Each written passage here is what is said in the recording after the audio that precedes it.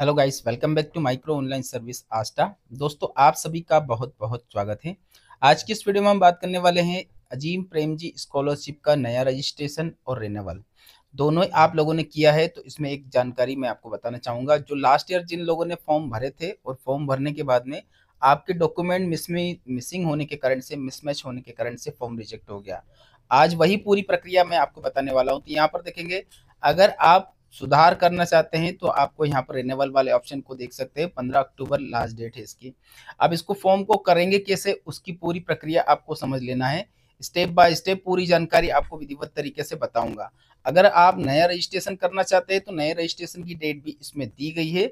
आप चाहें तो नया रजिस्ट्रेशन भी कर सकते हैं। रिन्यूअल और नया रजिस्ट्रेशन दोनों जो प्रोसेस रहती है, लास्ट टाइम अगर आपका फॉर्म रिजेक्ट हुआ है तो उसकी प्रक्रिया जो है लगभग लगभग आपकी नया रजिस्ट्रेशन जैसी रहती है। तो यहाँ पर सबसे पहले देखेंगे आईडी और पासवर्ड। अब आपके पास आईडी और पासवर्ड नहीं है तो क्या करना होगा आपको, सबसे पहले आईडी को फॉरगेट करना रहेगा।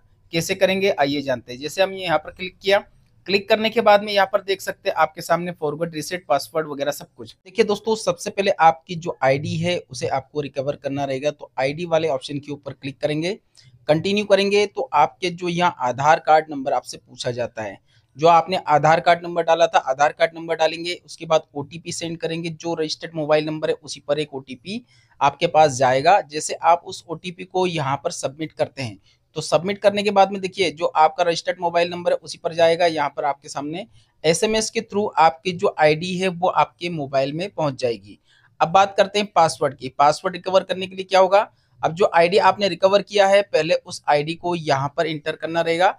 जैसे आप यहाँ पर पासवर्ड रीसेट की प्रोसेस करते हैं तो करना क्या रहेगा, यहाँ पर देखिए जो मोबाइल नंबर रजिस्टर्ड है उसी पर वापस से एक ओटीपी जाएगा। यहाँ पर सक्सेसफुली आपकी जो ओटीपी है वो वेरीफाई हो जाएगी। अब यहाँ पर आपको पासवर्ड आपके अनुसार आपको बनाना रहेगा। अब यहाँ पर जो पासवर्ड कैसे बनाएंगे, आपका नाम @ लगा के 123 इस प्रकार से आप अपना पासवर्ड को बना सकते हैं। अब बात करते हैं, अगर आपने एक बार पासवर्ड डाल चुके हैं वही पासवर्ड आपको यहाँ पर बार बार दिखा रहा है कि ये तो पहले से आपका फॉर्म जो है पासवर्ड डाला हुआ है, तो कोई डिफरेंट पासवर्ड आपको दिखाना होगा। जैसे यहाँ पर कोई भी आपका, जैसे आपका जो नाम है उसके आगे का कोई 4 डिजिट आपको चेंज कर देना है। तो आईडी और पासवर्ड डालेंगे और इसको यहाँ से लॉगिन कर लेंगे। अब देखिए यहाँ पर आपका जो फ्रेश एप्लीकेशन 2024 वो कंप्लीट हो चुका था, लेकिन हमें क्या करना है, यहाँ पर 2025 और 26 का आपका सेशन होना चाहिए तो ही यहाँ पर अप्लाई कर सकते। काफी लोगों ने मुझे कमेंट किया था, क्या सर हमारा जो है सेकेंड ईयर है तो हम अप्लाई कर सकते हैं। भाई, आपके पास पहले से आईडी पासवर्ड है तो आप अप्लाई कर सकते हो। अगर आपने पहले रजिस्ट्रेशन किया है और आप यहाँ पर चाहते हैं कि इस साल वापस से आपको रजिस्ट्रेशन करके यहाँ से पूरी प्रोसेस करेंगे। देखिए फोटोग्राफ की बात करें 300 से 500 केबी, ये जो केबी की बात कर रहे हैं ना, ये सभी में एक जैसा रहेगा। तो यहाँ पर इसका डेमोग्राफ भी दिया है इस प्रकार से फोटो, और इसी प्रकार से आपको यहाँ पर सिग्नेचर की भी साइज दिया गया है, साइज का यहाँ पर डेमो भी दिया है। तो ये तो बात हो गई सिग्नेचर मतलब फोटो और सिग्नेचर की। लेकिन जो बाकी के डॉक्यूमेंट जैसे आधार कार्ड है, यहाँ पर आपका जो आधार कार्ड है वो इस प्रकार से डिस्प्ले होगा। आपका आधार कार्ड का डेमो भी यहाँ पर दिया गया है। और यहाँ पर देखेंगे कुछ जो पहले के जो यूजर ने हमने जैसे लगाया था, किसी कारण से जो रिजेक्शन हुआ था, कारण क्या था, जैसे देखिए ये फोटोग्राफ इस प्रकार का लगा हुआ था, बिल्कुल ब्लर था, मतलब इस प्रकार से था कि फोटोग्राफ में आपका चेहरा ही समझ में नहीं आ रहा था। इसके कारण से आपका फॉर्म भी रिजेक्ट हुआ। अब इसमें सारे डॉक्यूमेंट इस प्रकार से लगा दिए गए थे कि पूरी तरह से ब्लर हो गए थे। आपको डॉक्यूमेंट की बात करूं, देखिए यहाँ पर देखिए ये आधार कार्ड है, जो आधार कार्ड लगाया गया था उस आधार कार्ड में यहाँ पर देखेंगे इसमें कुछ भी पढ़ने में नहीं आ रहा है। बाकी की जानकारी यहाँ पे पढ़ने में नहीं आ रही थी, लेकिन वो सिक्योरिटी रीजन के कारण मुझे हाइड करना पड़ा। आपको इन सबको डिलीट करना रहेगा। डिलीट करने से पहले एक बार मैं आपको बता देता हूँ, पहले फॉर्म भर लीजिए। यहाँ पर आपको जैसे बैंक की डिटेल, बैंक में आपका नाम, इसके बाद पेरेंट्स का नाम, इसके बाद में यहाँ पर देखेंगे आपका जो आईएफएससी कोड डालेंगे। आईएफएससी कोड डालने के बाद जैसे आप यहाँ से इसे आगे बढ़ाते हैं तो यहाँ पर आपकी जो बैंक का नाम, शाखा वगैरह सब कुछ यहाँ पर आ जाएगा ऑटोमेटिक।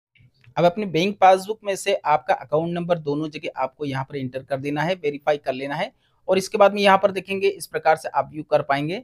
आपकी जो 10th की मार्कशीट है, 10th की मार्कशीट का जो प्रोसेस है वो भी सेम रहेगा, 12th की मार्कशीट का भी सेम प्रोसेस रहेगा। यहाँ पर एडमिशन प्रूफ और लास्ट में सबमिट करना रहेगा। अब आपको जो अपलोडिंग करना है, अपलोडिंग करने की जो प्रोसेस रहती है वो आपको बहुत मायने रखेगी, वो आपको समझ लेना है। लेकिन उससे पहले एडमिशन की एक प्रोसेस और बची है, वो आपको समझ लेना अच्छे से ताकि आपसे गलती ना हो। यहाँ पर देखेंगे ये पूरी जानकारी इसको फिलअप करेंगे कौन, वहाँ पर इंस्टीट्यूट वाले उनकी सील वगैरह यहाँ पर होना चाहिए। अगर आप बोनाफाइड सर्टिफिकेट लगाते हैं तो, अगर आप एडमिशन स्लिप लगाते हैं जिसमें कॉलेज का नाम लिखा हुआ है तो आपको बोनाफाइड लगाने की जरूरत नहीं। अगर आपके पास एडमिशन स्लिप नहीं है, गुम गई है, किसी प्रकार की कोई प्रॉब्लम आ गई है, तो इंस्टीट्यूट से आप वहाँ पर बोनाफाइड सर्टिफिकेट लेकर के भी लगा सकते हैं। तो इन दोनों प्रोसेस से आप यहाँ पर फॉर्म को आगे बढ़ा सकते हैं। चलिए, तो हमने जैसे यहाँ पर जो है कॉलेज की स्लिप हमारे पास है, तो हमने कॉलेज की स्लिप लगाया। अब यहाँ पर देखेंगे ये पूरी जानकारी होने के बाद में आपको सबमिट करना रहेगा। सबमिट करने की जो तरीका रहता है किस प्रकार से होगा, देखिए मैंने पूरी जानकारी को एक बार आपका सारा जितने डॉक्यूमेंट है सब सबमिट कर दिया, लेकिन हुआ कुछ भी नहीं है।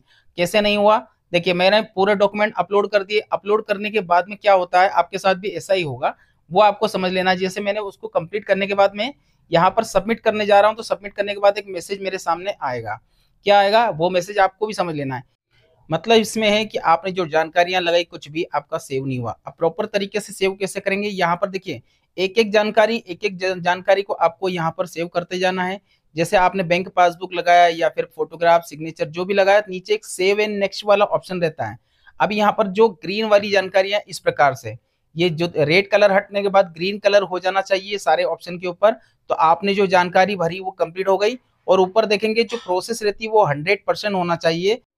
अब देखिए फॉर्म सबमिट होने के लिए यहाँ पर आपके जितने भी डॉक्यूमेंट्स है, जैसे आप पूरी प्रोसेस करते हैं ना, सबसे पहले आपको यहाँ पर फोटोग्राफ को, सिग्नेचर को, इन सभी के ऊपर वेरिफिकेशन करना रहेगा। यहाँ पर देख सकते हैं आपका आधार कार्ड हुआ, आधार कार्ड के ऊपर क्लिक किया, यहाँ पर जितने भी यहाँ पर कंफर्मेशन देना रहता है कि हाँ हमने इसको चेक कर लिया है। इसके बाद में यहाँ से आगे बढ़ाएंगे तो ये जो जानकारियां मैं आपको बता रहा हूँ इसी प्रकार से आपके पास भी पोर्टल पर आएगा, तो इनको चेक कर लेना है।